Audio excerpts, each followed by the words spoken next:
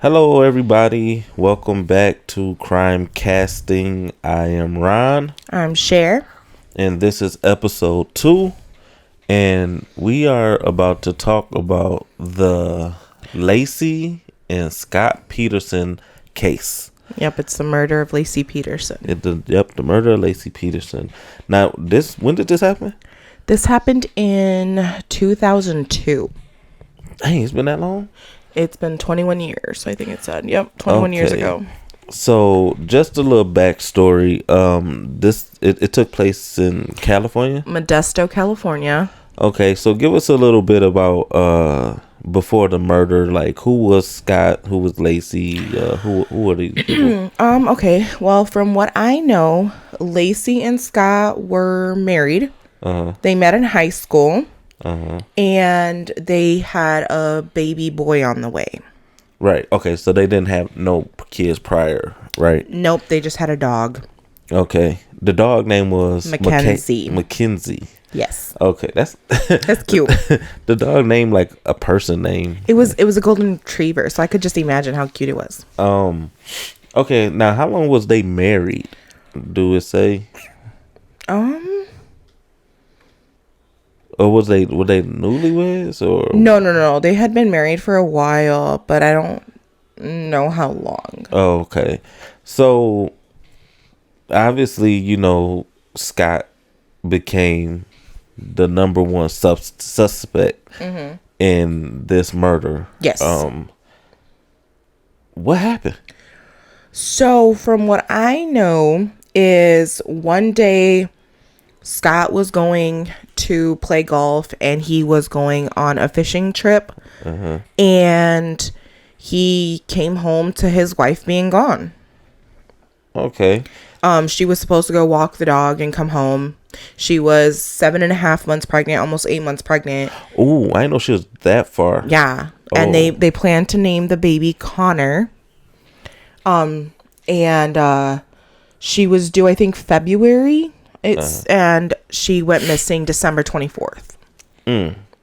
Yeah, now I remember that was the story. She allegedly went to take the dog for a walk, and I remember like it was I don't know if it was one or two. A few people said they seen her actually walking the dog. Yeah, there was a man that actually came forward. He said that he never saw her face, but that he saw a silhouette of a pregnant woman. He looked out the window. He was looking out the window doing dishes, or someone was doing dishes. That might have been someone else. I think maybe. The neighbors looked out the window. But there was a guy that was in the actual park, and he was like across the park, so he never saw her face.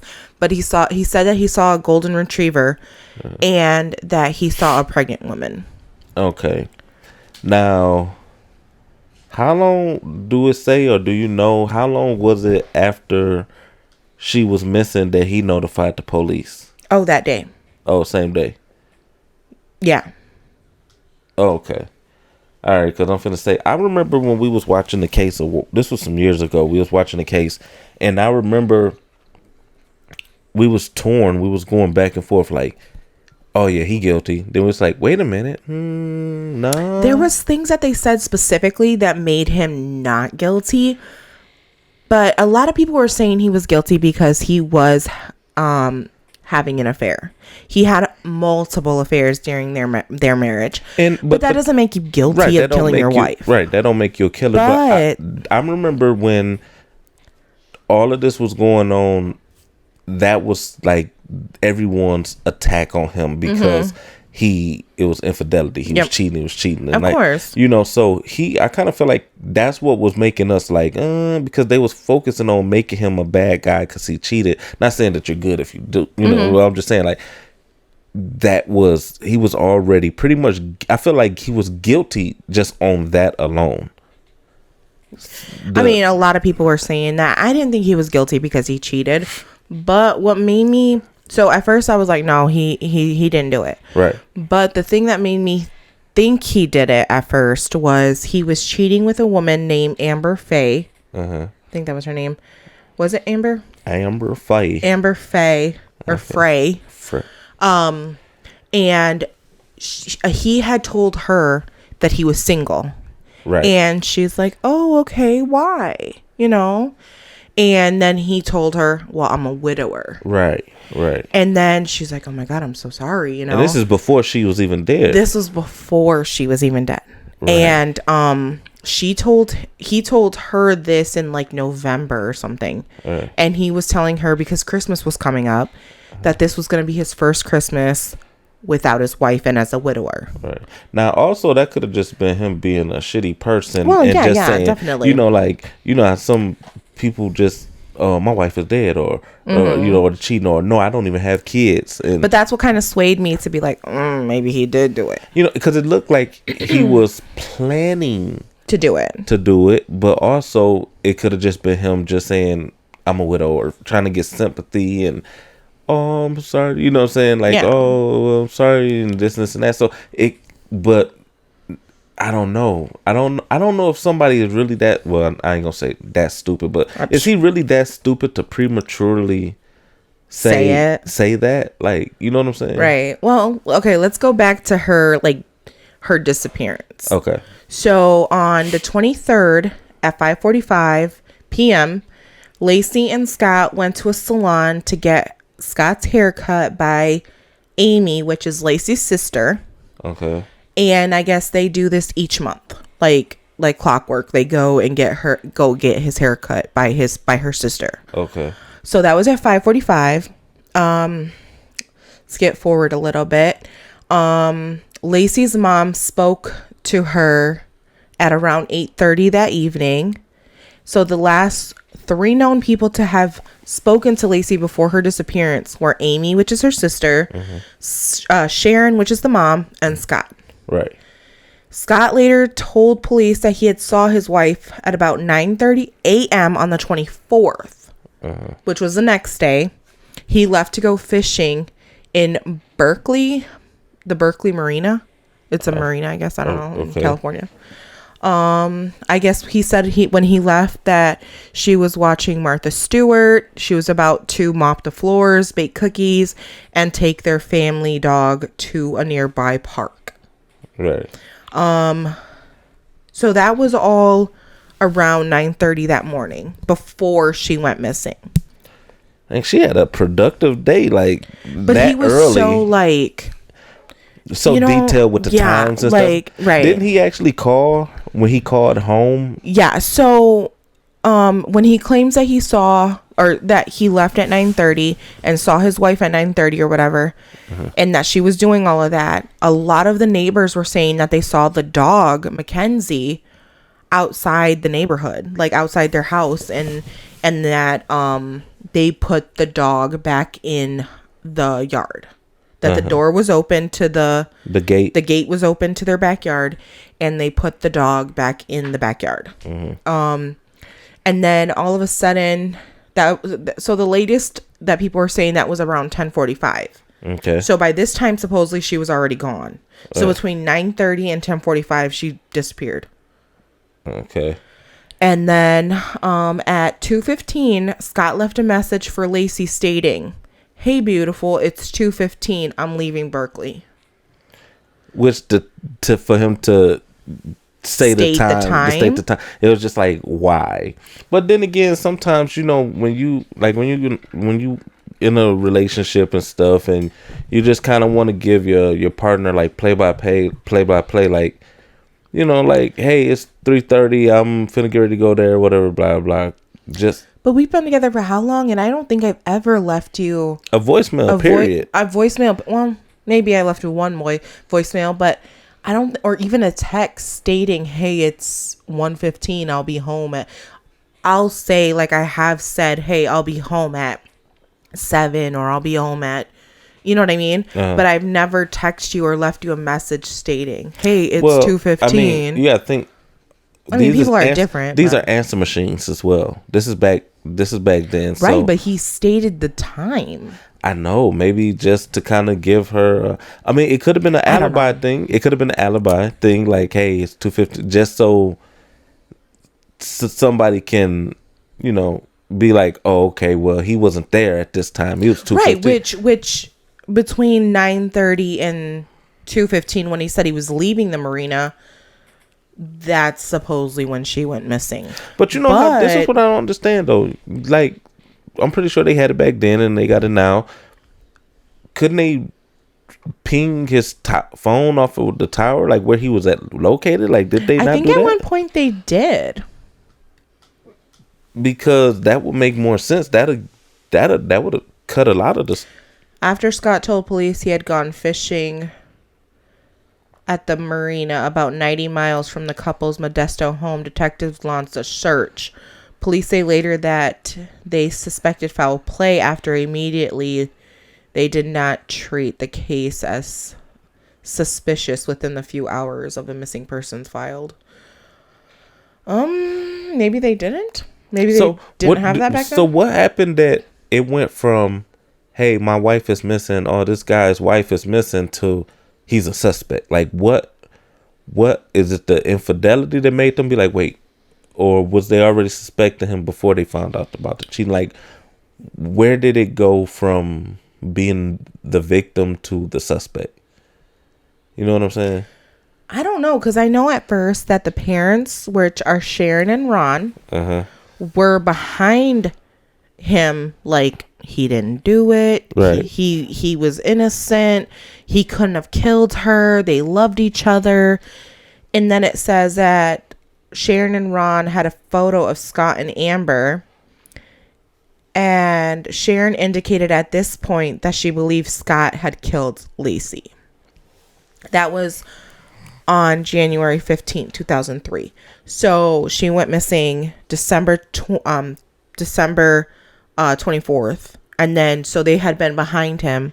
And then all of a sudden on the 15th of January, she was like, no, he did it. I remember people were saying he was guilty because his reactions, or like he didn't seem very like mournful or like sad. Like, his face expressions was always that of a cocky. He was cocky. Yeah, he always had like this cocky look about himself or whatever. So I remember someone saying like he don't have no kind of expression on his face, and that's the other part that was making me thinking like, well, everybody mourns different.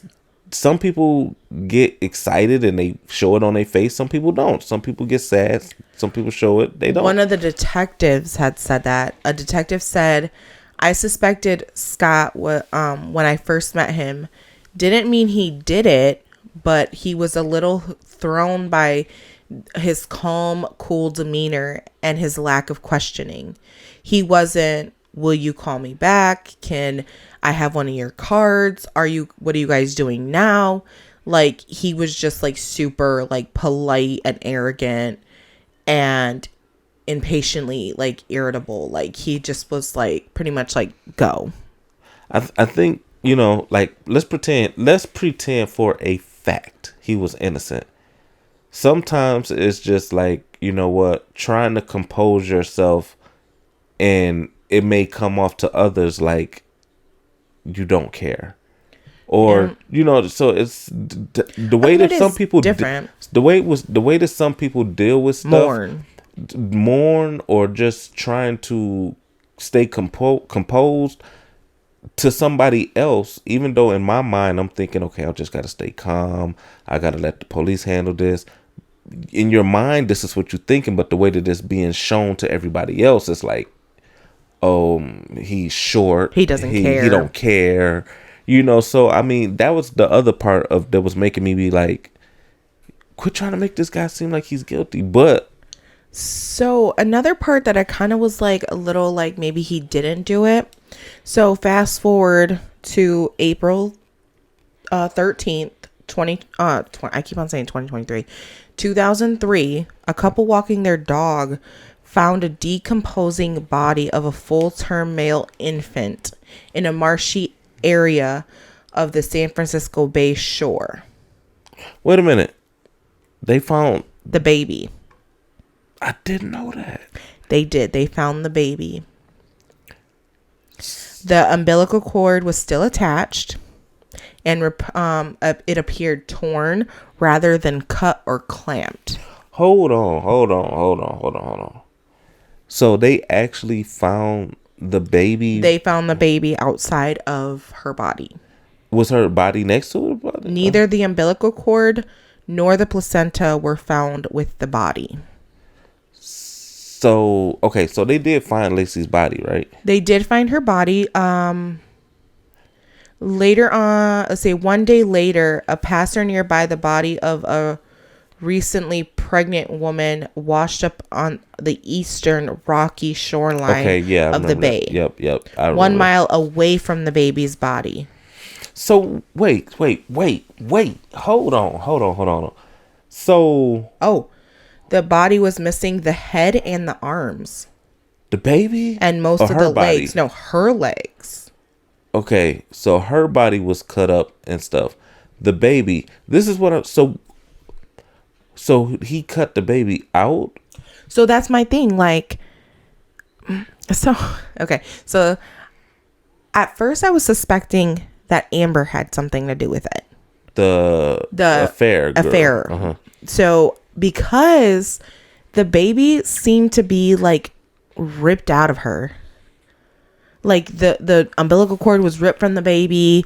Like, so why would he cut his son out of his wife and then dispose of the body? Why not dispose of the body together? Like the bodies together. Maybe, and this is just... So that was my thing. Okay. This might be far-fetched. Maybe he was thinking the baby could still be alive and he wanted the baby. And obviously they worked that way, so... And then if he cut that baby out of her, wasn't her body cut up as well? So it had to be some kind of sharp utensil used. It said that the corpse was decomposed to the point of the beginning of almost recognizable as a human body. The body, or Laci? This is Laci. Okay. The body was missing the head and the arms and most of the legs. On April 18th, 2003, the results of a DNA test verified that they were the bodies of Laci and her unborn son. Wow. So what was the did it say what the cause of death of Laci was? I mean, obviously she was could not determine. It was occurred before okay, let's see. She had suffered 2 rib fractures. 2 of her ribs were cracked, and they couldn't determine whether that was before or after her death. Laci's upper torso had been emptied of internal organs except for the uterus, which protected the fetus, explaining the lower level of decomposition. So all her organs are gone. You know what I think? I don't know. But at one point they did say that they saw her some neighbor or something said that they saw her talking to a person in a van. In a van, yeah. And that the person in the van pulled her in and they took her. Like there was a struggle and they took her. But let's believe that. Let's say that that's true. First of all, I don't see Scott physically doing any of this. I don't know. I mean, I don't see him cutting the baby out, pulling the baby out, and then chopping her up and putting her in the... I think that maybe he funded and he was behind it, but physically didn't do it. Hired a hitman. He hired someone because maybe the van thing is true.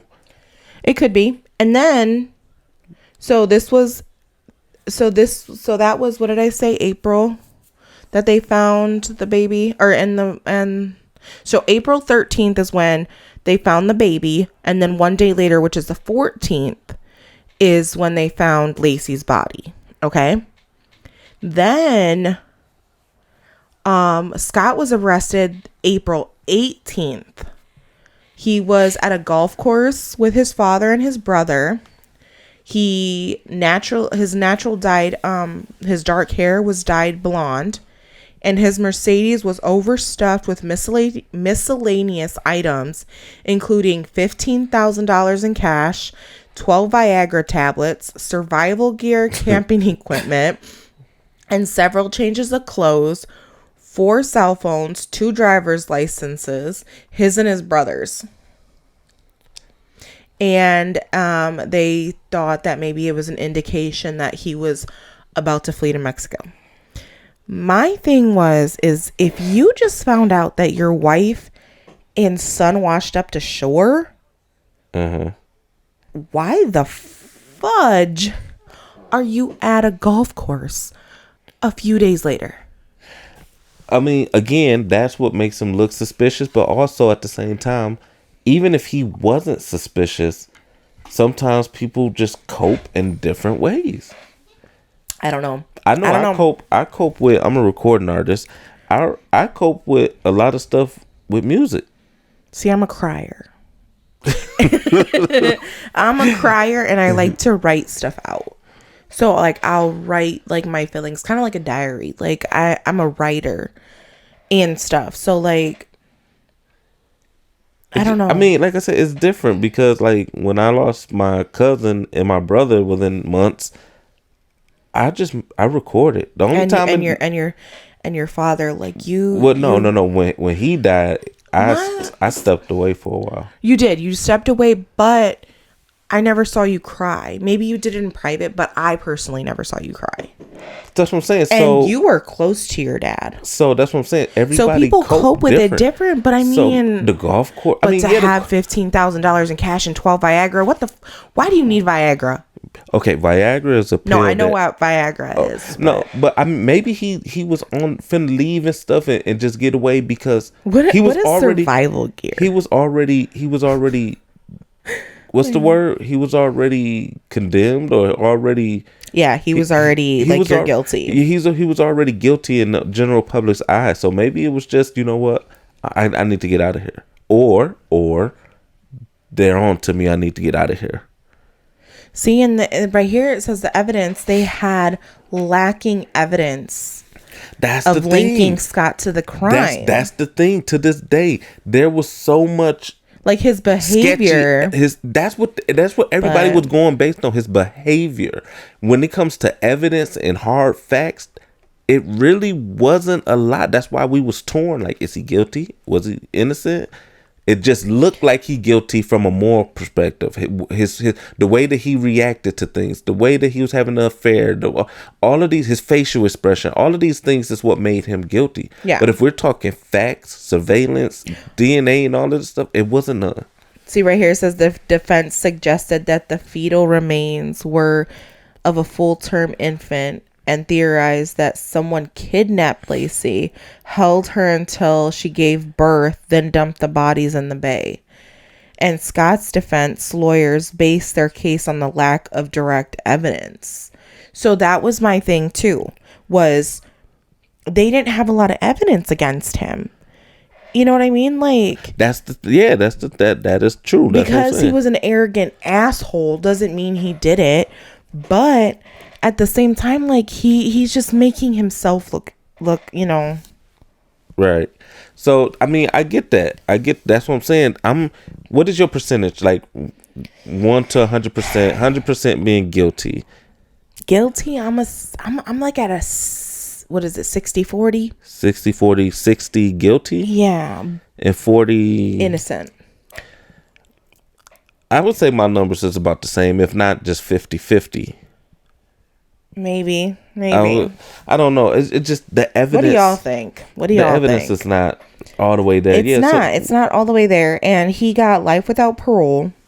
And I know he tried to appeal it. Uh-huh. And they overturned his thing because it was something else without the possibility of parole, I think it was. And I think they like overturned it and they did something about he was sentenced to death by lethal injection. But you know what? Listen to this. And then it was overturned to life without parole. But listen to this. Mm-hmm. At the end of the day, it's like the evidence wasn't enough, and I felt like because this case is so high profiled that it's almost like, and usually with high profile cases, the person's going to be guilty because it's all on the news. It's And all they in always magazines. suspect the It's husband. always The cheating husband. and it's always the documentaries that come out and all of these things before the case is even finished. So They label I feel you. like he was already guilty, but I mean, honestly, I'm about a 50-50 or 60-40. Because the lack of evidence, like there was no like struggle, there was no indication that he was gonna hurt her. People weren't like, oh my god, she feared for her life, like type thing. But the thing also I was seeing on here, they talking about finances, like it was a financial situation. Oh, like he killed her for the money, something like that. You know, their finances. well, at one point I'm guessing that the father and the mother were a little well off. Because at one point they did a thing where it was $25,000 reward for information. Then it went to $250,000 for information, and then it ended up being $500,000 for information. See, yeah. So I mean, maybe it was, maybe it wasn't. And you know, the crazy thing is, like, there's a map. I wish I could show you guys. But I mean, it's a map of all of the spottings that people said that they seen her multiple times. So if that's the case, he was gone. He was at the marina at this time. Yeah, but again, that don't mean that he didn't have a part in it. No. I'm saying, but like, okay, like as far as him physically doing it, right? I'm saying he was at the marina 90 miles away. Listen to this. It says, in the area within the 1 mile radius of Laci's house, there was 24 sightings. Within a 3 mile radius, there were an additional 7. This is a total of 31. So 31 sightings of her again. But you know what? You know how many women look like Laci? Yeah, but pregnant. Right, with a golden retriever. I mean, they don't say that. I mean, they don't say. I could see if she wasn't pregnant, she was just a thin, dark-haired woman. You know what I mean? Right. And them saying they saw her. Oh my god, I saw her. But to see that many people saying that they saw her in that neighborhood in that short amount of time, pregnant. That's what I'm saying. It says also, let me see, the next door neighbor, Karen Service or whatever, she found the dog Mackenzie in the street with the leash on. But this is not true. Not only was Scott and Karen's time still being analyzed into January, but some of these witnesses didn't even see Laci with the dog or something like that. They're saying. So they were saying that the dog got out and that they didn't see her. But at one point, like I said, she was walking the dog. The dog got away from her. The van is when the dog got away from her, when she was talking to the people, and then they supposedly got her in the van and then took her. I don't know. But so he, like I said, he was, I guess he was sentenced to death by lethal injection. And then he appealed his case. They gave him life without parole. Wow. On August 24th, 2020, in a 7-0 decision, the Supreme Court of California upheld Scott's conviction by overturning his death sentence.